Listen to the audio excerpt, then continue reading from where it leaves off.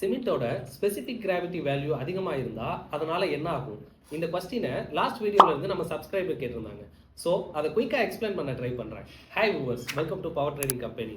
First, சிமெண்டோட specific gravity value அப்படின்னா என்னன்னு பார்த்தோம்னா, சிமெண்டோட டென்சிட்டிக்கும் வாட்டரோட டென்சிட்டிக்கும் நடுவில் இருக்க ரேஷியோ. அதாவது வாட்டரோட கம்பேர் பண்ணும்போது சிமெண்டோட ஹெவினஸ் ஆர் லைட்னஸ் மென்ஷன் பண்ற வேல்யூ, அதுதான் ஸ்பெசிபிக் கிராவிட்டி வேல்யூ அப்படின்னு சொல்றோம். நார்மலா சிமெண்டோட ஸ்பெசிபிக் கிராவிட்டி வேல்யூ 3.14 இருக்கும். இதுதான் ஸ்டாண்டர்டும் கூட.